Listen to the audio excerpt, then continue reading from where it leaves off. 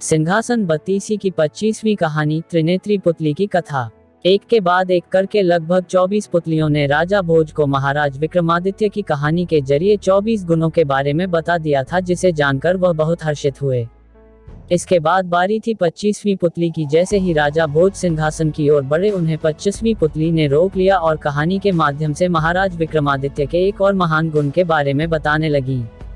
महाराज विक्रमादित्य अपनी प्रजा को अपनी संतान के जैसा मानते थे और हर हाल में सुखी देखना चाहते थे। इस कारण वे भेष बदलकर अक्सर नगर में घूमते और प्रजा के दुखों को जानकर उसे नीति के अनुसार दूर करने की कोशिश करते थे। शायद यही कारण था कि महाराज विक्रमादित्य की प्रजा सुखी और संपन्न थी। उनकी प्रजा में एक ब्राह्मण और एक भाट का परिवार ऐसा भी था, जो कि बहुत गरीब था, लेकिन कभी भी उन्हें कोई शिकायत नहीं की और जितना मिला उतने में संतोष करके रहते थे। वे और लोगों के जैसे राजा के पास कभी भी अपना दुखड़ा लेकर नहीं गए।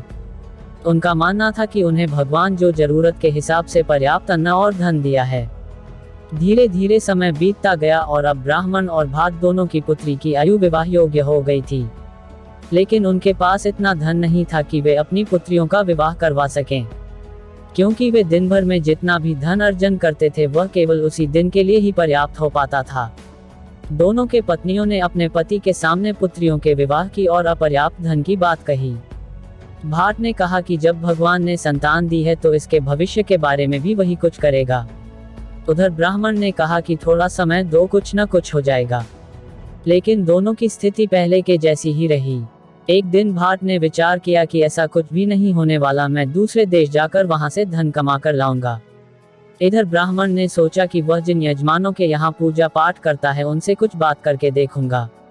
भाग ने दूसरे दिन ही गमन कर दिया और कई देशों में जाकर सेठ, राजा, महाराजाओं को अपने नाटक और मजाकिया बातों से हंसा हंसा कर खूब खुश किया और बदले में उन्होंने भाट को बहुत सा धन उपहार के रूप में भेज दिया। जब पुत्री के विवाह योग्य धन इकट्ठा हो गया तब उसने अपने राज्य की ओर प्रस्थान किया, लेकिन पता नहीं कैसे मार्ग में चारे लुटेरों को उसके धन की भनक लग गई और उसे लूट लिया। वह निराश खाली हाथ घर आ गया और अपनी पत्नी से कहा कि मैंने पूरा प्रयास किया, लेकिन शायद भगवान को यही मंजूर था, अब वो ही पुत्री के विवाह की व्यवस्था करेगा। तब दुख और गुस्से के आवेश में पत्नी के कहा कि तुम तो ऐसे बोल रहे हो कि जैसे भगवान राजा विक्रमादित्य को सपने में कहेगा हमारी मदद करने के लिए। भाट ने कहा क्या मालूम ऐसा ही हो। महाराज विक्रमादित्य ने भाट की बात सुन ली और हंसते हुए आगे बढ़ गए।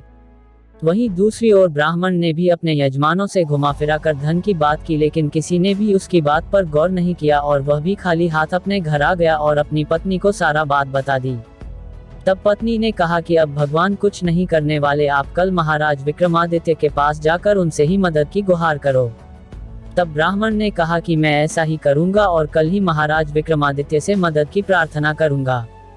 दूसरे दिन सुबह सुबह ही महाराजा विक्रमादित्य ने 2 सैनिकों को भेजकर ब्राह्मण और भाट को दरबार में बुला लिया। महाराज ने भाट को 10 लाख स्वर्ण मुद्राएं दी और विवाह की शुभकामनाओं के साथ विदा किया। वहीं दूसरी ओर ब्राह्मण को केवल 10,000 स्वर्ण मुद्राएं देकर ही विदा कर दिया। तब महाराज से एक दरबारी ने पूछा कि महाराज आपने दोनों में भेदभाव क्यों किया। महाराज ने उसकी बात सुनकर कहा कि भाट ऊंची जाति का न होकर भी भगवान पर भरोसा रखता था और मुझे उसने भगवान का प्रतिनिधि बनाया था।